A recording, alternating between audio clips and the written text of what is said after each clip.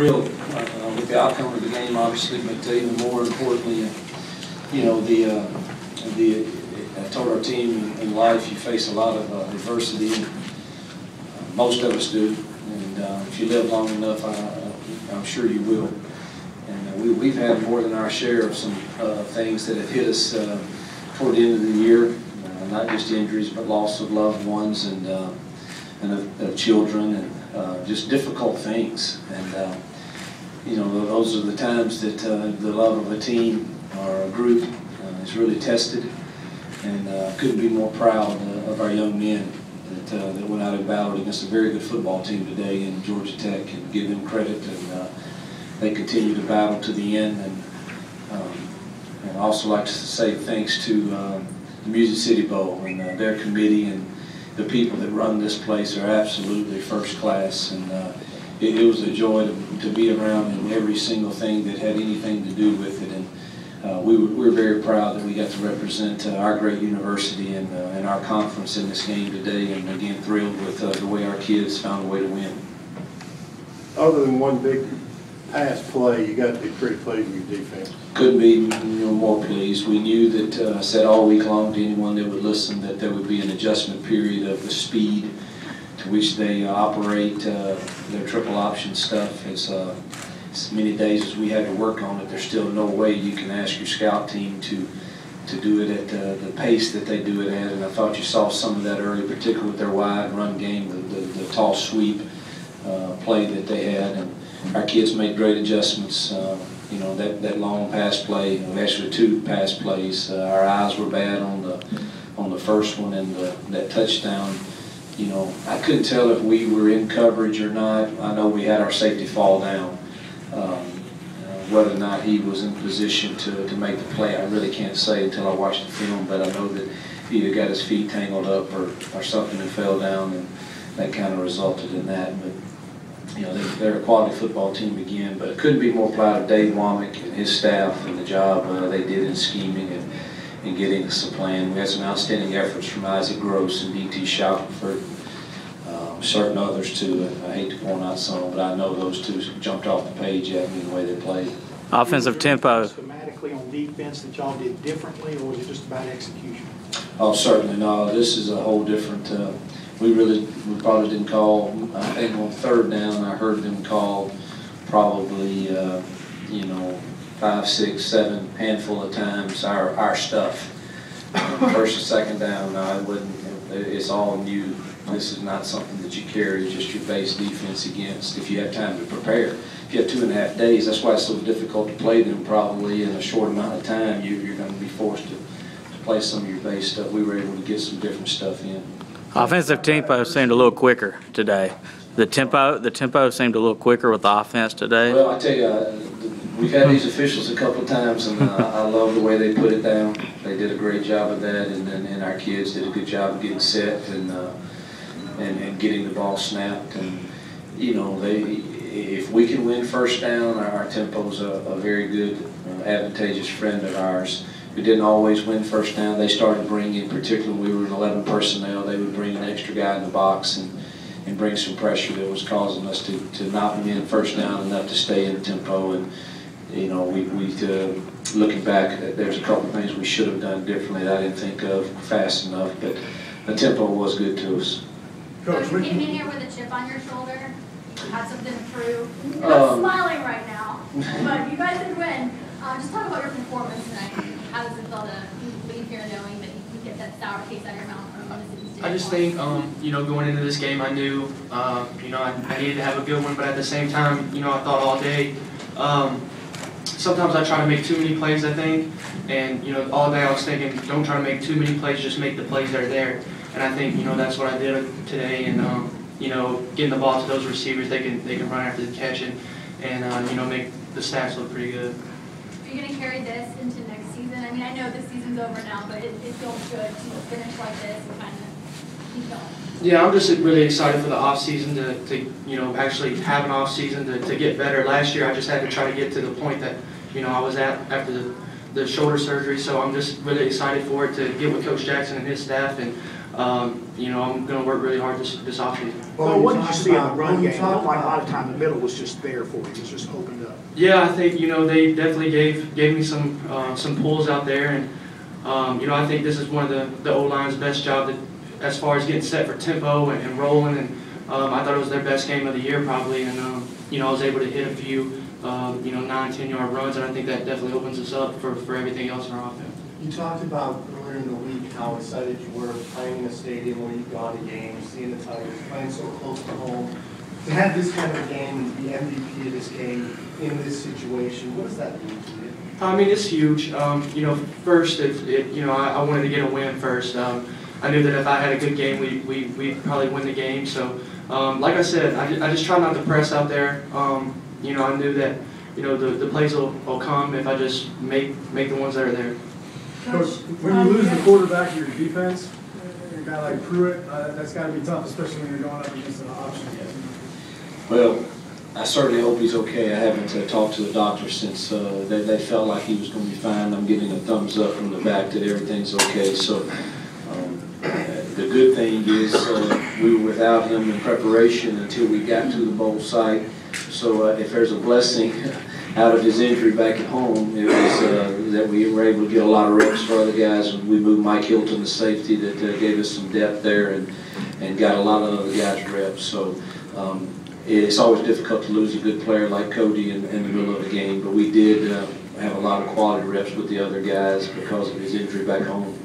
Coach, your thoughts on bowl games for you with the program. Can you just talk about what this means and how this helps you guys in the offseason and moving forward? There's no question. It's you know, I asked that this week. I was careful to say that one game doesn't really define where a program's at, particularly in the early stages. I still believe that, but I also said there's no question that winning a bowl game is very advantageous to you heading into recruiting and the off season for the confidence of these young men like Bo and those guys that now we turn over to our strength staff. You know, Olemiss, I think, is tied in the nation for the longest bowl win streak right now, and you know, I didn't want to screw that up today. You know, so I'm glad you know, to win 2 bowl games in our first 2 years with what we inherited. I think says that we're heading in the right direction for sure, and so it is a very positive step. Your thoughts on what's the first offensive series like when you're able to get in that kind of flow and snap it quickly and just go down the field? Yeah, I mean, I just feel so much more comfortable with that first series. We can go out and, you know, have a good first series and have positive plays and not too many negative plays. You don't like negative plays very much. And I definitely hear it when we have one. So, you know, I feel like I get in a rhythm if we have a good offensive drive like that. And, you know, hopefully I just try to sustain that throughout the rest of them. Are those scripted, Coach, or is that? I have 5 things that I want to see early, typically going into every game. I can't say that I always stick exactly to it because sometimes you're not quite sure how people are going to play us. We're a little different.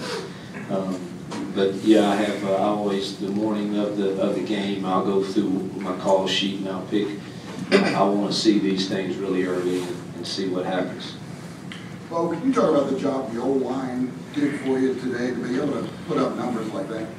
Yeah, like I said, I thought it was our best day as far as getting set, get the tempo going and rolling, and you know, I felt really comfortable back there, so probably as comfortable as I've been all season.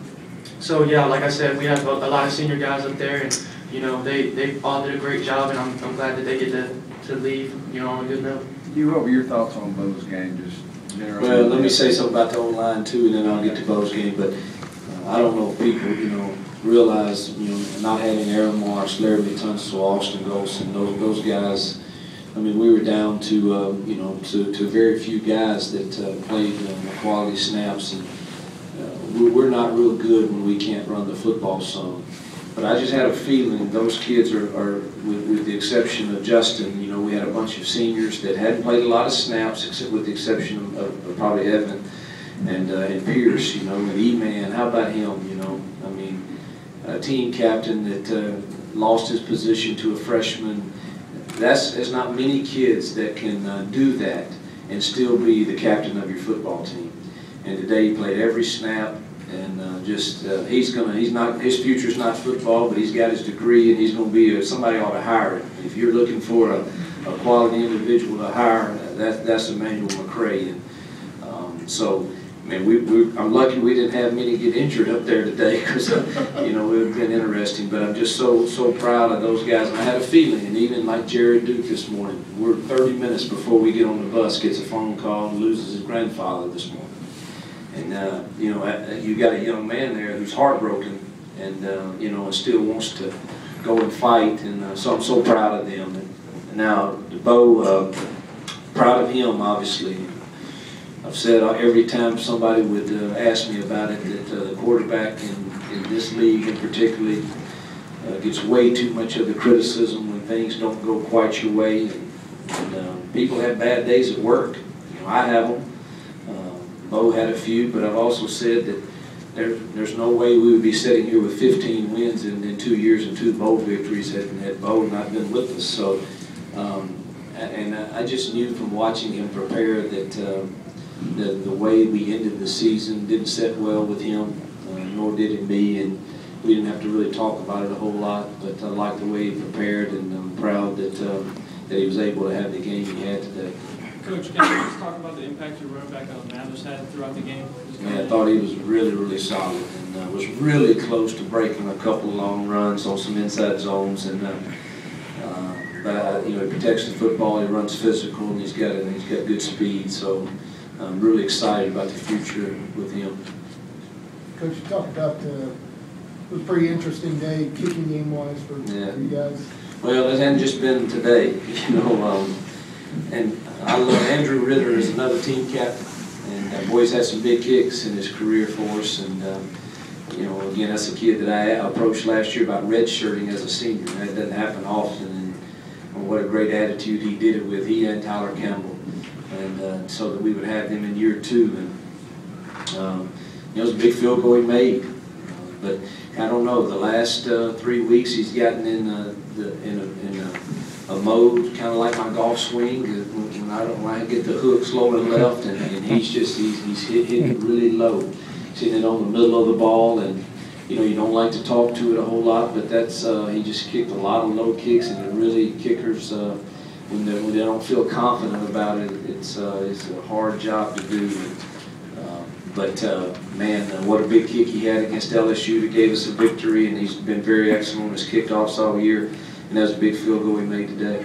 Coach, did you talk about that they scoring 10 points in a minute and a half and swiping the momentum there, and then you guys coming back from that? You don't expect that from Georgia Tech, 10 points in that fast, but they did. And again, that's to their credit, to Coach Johnson's credit. Their kids fought, and they get good players. And you look at the numbers they put up against the good football teams. I didn't expect them to go away, and real proud of our guys taking momentum back, and then what a big play defensively that was down there deep in the red zone to get a safety. I thought it was a touchdown. I didn't think they had possession of it ever. I didn't get a great look at it. That's just what it appeared to look like. But we're happy with the safety, which put us up 8 points. So that was a big momentum swing back our way. What were some of the specific things defensively that you guys had to adjust to once the game started that made you guys so effective in stopping what they did? Well, the only thing that really hurt us on, obviously they had some good plays and they threw it deep, but the one play that gave us problems early on was that tall sweep with the motion. They were out leveraging us, and we were getting. We actually had a good contained guy, but we were getting cut off from the pursuit from the inside, and we just had to. We started setting our front a little different when they gave us some stuff to, putting a wide 3 to a side that maybe give us. And then they hurt us on the veer there with the fullback because of that. So they got a good plan, and they got answers. You got to be multiple and not do the same thing over and over again, or they'll make you pay. Hugh Robert and Cody didn't start. Could you talk about that? I'm a stickler for team rules, and if you're 5 minutes late for curfew, or if you miss a class, that's the 2 issues we had there, and we're going to be consistent with that, and it's out of love, I assure you, because I want what's best for them, but That's it. Was Denzel involved in that also? That sure was. Was it only those three? I think so. I believe so. Take one more question for Coach, Coach between- Reed. well,